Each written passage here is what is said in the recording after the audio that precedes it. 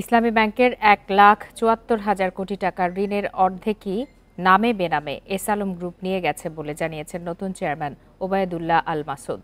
কেন্দ্রীয় ব্যাংকের গভর্নরের সঙ্গে দেখা করে সাংবাদিকদের তিনি বলেন, এস আলমের সম্পদ কোথায় কি আছে তা জানার চেষ্টা করছে ইসলামী ব্যাংক। এজন্য আইন মন্ত্রণালয়ের রেজিস্ট্রার জেনারেল বরাবর চিঠি দেওয়া হয়েছে।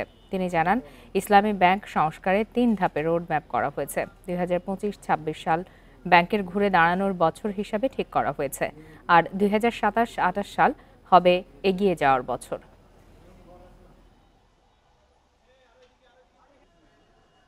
প্রতিদিনই আমরা যে চেষ্টা করছি, আমরা যে রোডম্যাপ সেন্ট্রাল ব্যাংক থেকে আমাদেরকে বলা হয়েছে যে একটা রোডম্যাপ তৈরি করতে। আমরা রোডম্যাপটাকে 3টা ভাগে ভাগ করেছি। যেদিন জয়েন করলাম সেদিন থেকে ৩১ ডিসেম্বর পর্যন্ত একটা পিরিয়ড। এই পিরিয়ডটা আমরা নাম দিয়েছি এটা recovery from the current situation.